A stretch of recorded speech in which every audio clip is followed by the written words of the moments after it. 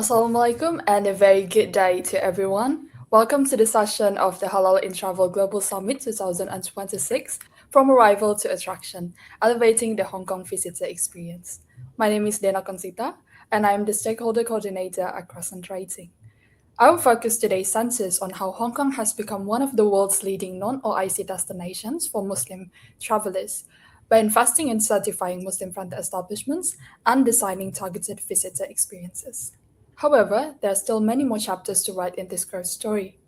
So, to understand the full journey, we must look closely at how transportation and logistics function behind the scene. They aren't just a mechanism for accessibility, they are the very medium that connects arrival to attraction, shaping the entire visitor experience.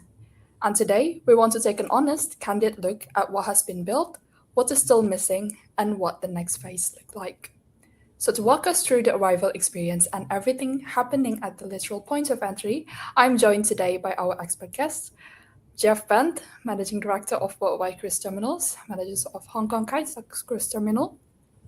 So, Jeff brings a wealth of knowledge to this conversation with a distinguished career in passenger services across major aviation hubs like Hong Kong and Singapore, and has spent over 3 decades driving the region's transport and tourism ecosystem. So, Jeff, welcome. How are you doing today? Thank you very much. I'm very well, thank you. How are you?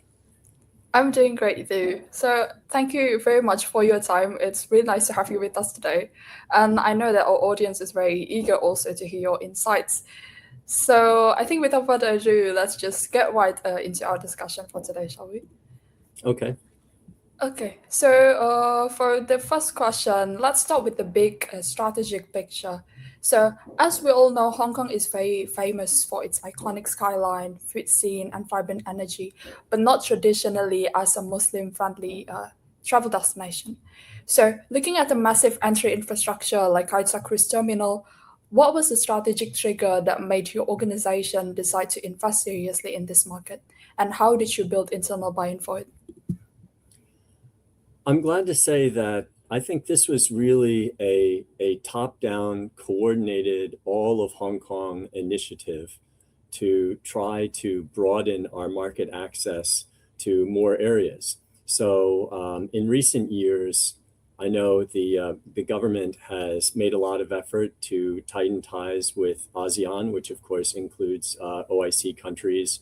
And even just this last week, our chief executive head of state was traveling in Central Asia, which is also mostly Muslim majority countries. So I think this understanding that there are these large, relatively untapped markets meant that we all knew we had to up our games and really make the city more welcoming to more passengers and visitors from more source countries.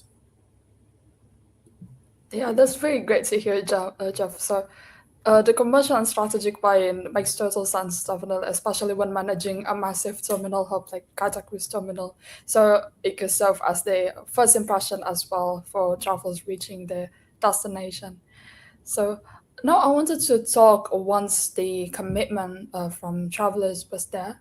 Could you walk us through the actual implementation on the ground? So a cruise terminal, as far as I know, handles a unique operation where you might welcome thousands of international guests simultaneously. So could you let us know what has been built at your terminal and what was prioritized first during the initial build to earn this travelers' trust? Sure. I think there was a recognition that first and foremost, some religious needs needed to be catered to. So the first step was to identify a location for separate male and female prayer and ablution rooms, and then also make sure that there were water-friendly washrooms for everyone to feel comfortable in the terminal. And then after that, we also realized that, well, we really need to get some expert advice on how to make the facility more welcoming and not just technically compliant, but also a comfortable and welcoming experience. So that included making sure that there is halal snacks and beverages available to people, and then also getting some advice on things like prayer mats and shoe racks and screens and curtains for more separation, all these things. So so now I think it's really we have very pleasant facility available for Muslim travelers inside the cruise terminal. It's very great to hear that the terminal has taken lots of initiative in some of catering Muslim travelers. So if I may ask also as a follow-up question, is there anything that surprised you about what Muslim visitors valued the most when they first step off the ship? Yeah, you know, amazingly, I think for Hong Kong, it's still kind of a surprise to a lot of Muslim travelers that these facilities are available. You know, they don't quite expect it in Hong Kong yet, to be frank. So so I think it's a pleasant surprise for them to see that, okay, our needs and interests are catered to. We're welcome here. People are looking after our interests and want to make us feel you know, that we're valued and appreciated for the visit. So I think honestly it's really just that initial pleasant surprise. It's very great to hear, and also fascinating to see how those initial priorities really lay the foundation for a welcoming environment, an inclusive one for everyone. So now I want to talk. So as we know, building a physical infrastructure is one thing, but keeping it running smoothly is definitely another. So Yeah. from a terminal operator's perspective, what does it actually take on the ground to deliver a consistently Muslim-friendly experience every single day across your entire team? Because I do believe that in Kaiser Cruise Terminal, you must have several departments. So how do you coordinate with them? How do you ensure that staff awareness and service standards never slips? Yeah, I think you're right, especially about staff awareness, because I think similar to an airport, you may encounter different people from different companies, you know, even in the same airport. You know, you may be traveling with a variety of different airlines, and the airlines may use several different ground handlers, and then, you know, there's also security and screening and all these things, and how do you make sure that everybody is aware? So so it really took, you know, a dedicated communication effort, and the facilities are fairly new, but we know that, you know, there's turnover in these organizations every year, and it needs to be something that we keep reminding new service providers and their staff and our own staff on a regular basis, so that the knowledge is really top of mind and maintained. Separately, it's one thing to have facilities, and it's also important to have the signage to make sure that, you know, in a vast building like this, that people can easily find the directional signage to get to where they need to go to where their needed facilities are, including the Muslim-friendly facilities. It's a very great one to hear. Thank you very much, Jeff. Very interesting view you shared on maintaining daily standards. But have you or your staff perhaps have received any challenge or in terms of encountering the guests when maintaining these operational standards? If you could tell us a bit more. Um, so far, I think it's been okay. The cruise terminal is maybe unlike an airport, ideally not a place where passengers spend a lot of time. I think for an airport, people go and, you know, they tell you to go 2 hours early before your flight, and then there's a lot of dwell time. And then, you know, it's very easy that within that 2 hour window, there could be a need to pray. Whereas in the cruise terminal, ideally, the cruise lines like it if people can go from vehicle drop off to the ship within 15 minutes. That's the ideal standard, or from the ship to their pickup within 15 minutes. So so much less dwell time. So it's been fairly smooth. so far. The only thing that I've heard sort of indirectly is that around town, getting halal breakfast is more difficult. Not so much. I think people usually eat breakfast on board the cruise ship, so it's not so much a problem at the cruise terminal. But I think around town, the number of halal restaurants in Hong Kong has grown exponentially, and you can find lists on the web that shows where they are. But Hong Kong is sort of a late to wake up and late to bed kind of city. So breakfast is an area we need to keep improving. Yeah, that's definitely a good point. So consistently at the getaway also really sets a tone for the rest of the traveler's journey in Hong Kong. So thank you very much, Jeff, for sharing that. But now let's keep it candid because definitely, like you said, the journey is still evolving, it keeps growing. So looking closely at your experience at the terminal, is there any other operational gaps that you are seeing right now? Or perhaps if you ever encountered any feedback, if you ever gathered any feedback or insight from the visitors that tells you perhaps that the job isn't fully done yet?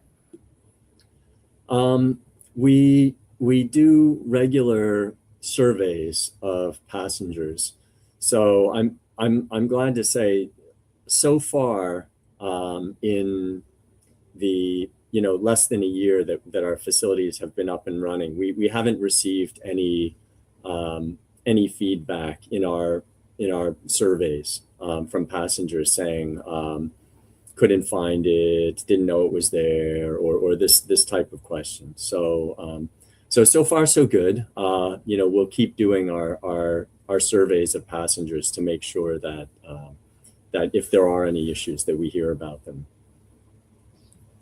Very good to hear that implementation. So, identifying those pain points beforehand really exactly how we pave the way for future progress and improvement. So, that's a really good implementation at Kaiser Cruise Terminal. And at the same time, of course, to keep things moving in the right direction and also scale up these services, you also really have to look at the real world results. So, I want to ask now, from what you're tracking on the ground, what is the data telling you about a Muslim traveler behavior in Kaita Cruise Terminal in terms of the arrival? So, are you seeing any measurable returns that prove the investment is really paying off at the port? Yeah, I think while the overall figures are small, the number of visitors from OIC countries in 2025 was about double what it was in 2024. So that's again coming from a small base, but still very encouraging, and we hope to see more of that in 2026. Okay. And perhaps in terms of data, could you also tell us a bit more if there's any changes previously before you implement all these Muslim-funded facilities? Is there any changes also in terms of visitors coming in? I think all over, our visitor numbers last year over year before showed some growth, but not as fast as that subsegment from OIC countries.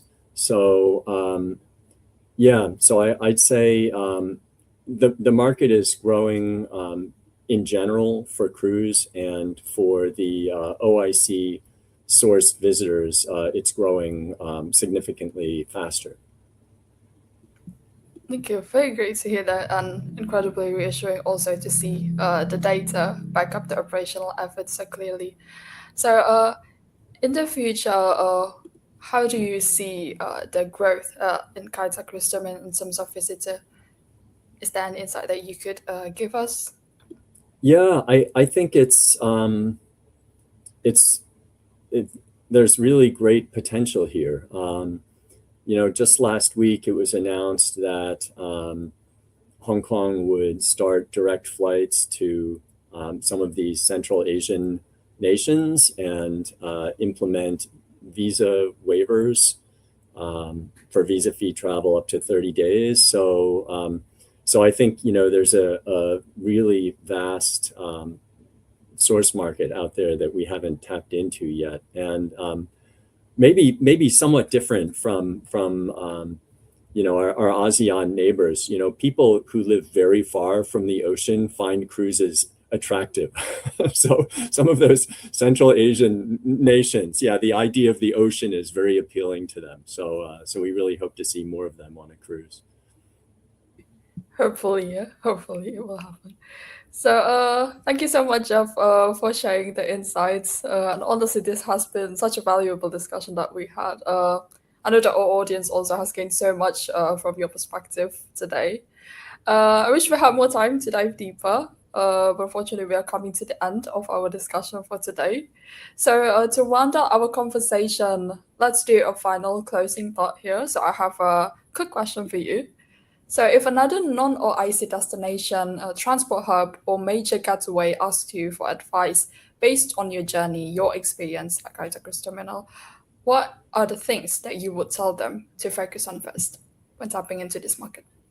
Yeah, I think the first thing is to recognize where you need help and make sure that you get a qualified advisor to give you advice on the journey, on the things that are most important to the Muslim travelers, and make sure that you prioritize accordingly. And then I think, as we were discussing early too, it's important to bring everybody along on the journey and make sure that all of the teams involved in interacting with the guests or passengers understand the reason that you're doing what you're doing.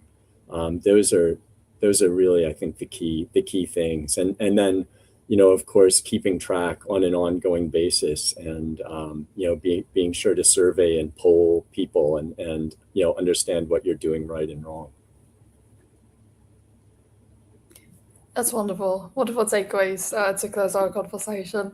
So, again, thank you very much, Jeff, for taking the time to join us today and for sharing such an honest, insightful look behind the scenes. We appreciate your valuable expertise to this that you have brought out to our audience as well. So, thank you very much for that. And that is all, ladies and gentlemen, for our session today. Please stay tuned for the other exciting agenda that we have lined up for you here at the Halal in Travel Global Summit 2026. I'm Dena Conchita, and on behalf of the CrescentRating team, we'd like to thank you very much for watching. Wassalamualaikum Thank you, Dana. warahmatullahi wabarakatuh. Thank you, Joe.